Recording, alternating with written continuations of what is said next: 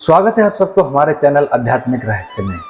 हमारे साथ इस रामायण की यात्रा में जुड़ने के लिए बहुत बहुत धन्यवाद। अगर आप पहली बार हमारे चैनल पे आए हो तो प्लीज चैनल को सब्सक्राइब जरूर करें। तो चलिए शुरू करते हैं। बालकांड 67वां सर्ग। श्री राम के द्वारा धनुर्भर्ग तथा राजा जनक का विश्वामित्र की आज्ञा से राजा दशरथ को बुलाने के लिए मंत्रियों को भेजना। जनक की यह बात सुनकर महामुनि विश्वामित्र बोले, राजन, आप श्री राम को अपना धनुष दिखाइए। तब राजा जनक ने मंत्रियों को आज्ञा दी, चंदन और मालाओं से सुशोभित वो दिव्य धनुष यहां ले आओ। राजा जनक की आज्ञा पाकर वे अमित तेजस्वी मंत्री नगर में गए और उस धनुष को आगे करके पुरी से बाहर निकले। वह धनुष 8 पहियों वाली लोहे की बहुत बड़ी संदूक में रखा गया था। उसे मोटे ताजे 5000 महामनस्वी वीर किसी तरह ठेल कर वहां तक ला सके। लोहे की वो संदूक जिसमें धनुष रखा गया था लाकर उन मंत्रियों ने देवोपम राजा जनक से कहा, राजन, मिथिलापते, राजेंद्र, यह समस्त राजाओं द्वारा सम्मानित श्रेष्ठ धनुष है। यदि आप इन दोनों राजकुमारों को दिखाना चाहते हैं तो दिखाइए।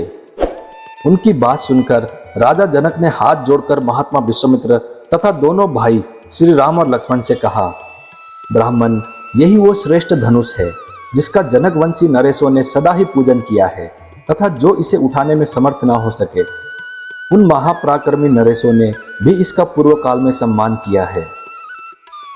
इसे समस्त देवता, असुर, राक्षस, गंधर्व, बड़े बड़े यक्ष, किन्नर और महानाग भी नहीं चढ़ा सके हैं।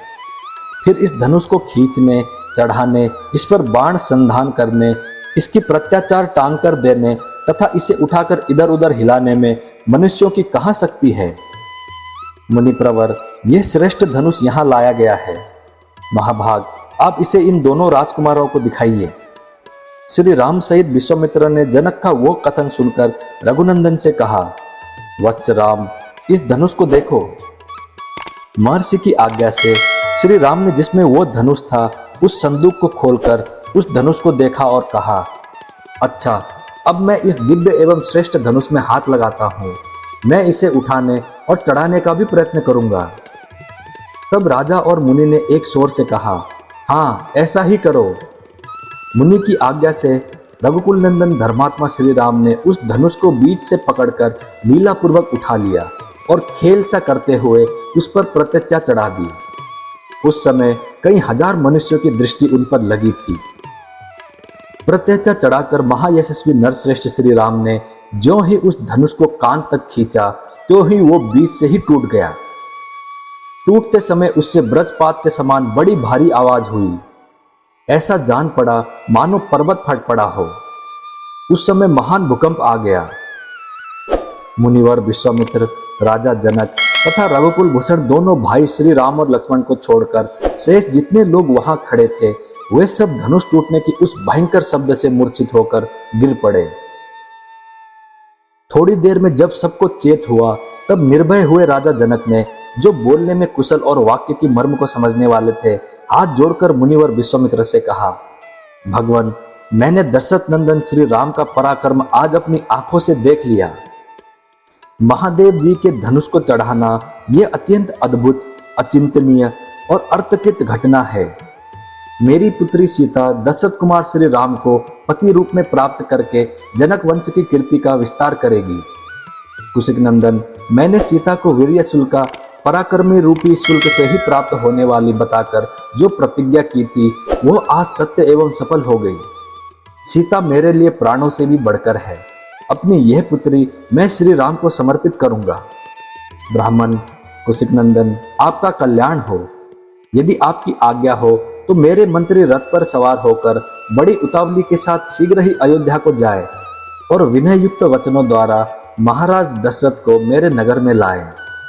साथ ही यहाँ का सब समाचार बताकर यह निवेदन करें कि जिसके लिए पराक्रम का ही शुल्क नियत किया गया था उस जनक कुमारी सीता का विवाह श्री रामचंद्र जी के साथ होने जा रहा है। ये लोग महाराज दशरथ से ये भी कह दे कि आपके दोनों पुत्र श्री राम और लक्ष्मण विश्वामित्र जी के द्वारा सुरक्षित हो मिथिला में पहुंच गए हैं। इस प्रकार प्रतियुक्त हुए राजा दशरथ को ये शीघ्रगामी सचिव जल्दी यहां बुला लाए। विश्वामित्र ने तथास्तु कहकर राजा की बात का समर्थन किया। तब धर्मात्मा राजा जनक ने अपनी आज्ञा का पालन करने वाले मंत्रियों को समझा बुझाकर यहाँ का ठीक ठीक समाचार महाराज दशरथ को बताने और उन्हें मिथिलापुरी में ले आने के लिए भेज दिया। इस प्रकार श्री वाल्मीकि निर्मित आर्ष रामायण आदि काव्य के बाल कांड में 67वां सर्ग पूरा हुआ। मैं उम्मीद करता हूँ श्री राम जी आपकी सारी मनोकामनाएं पूरी करें। जय श्री राम, जय हनुमान। अब मिलते हैं अगली वीडियो में।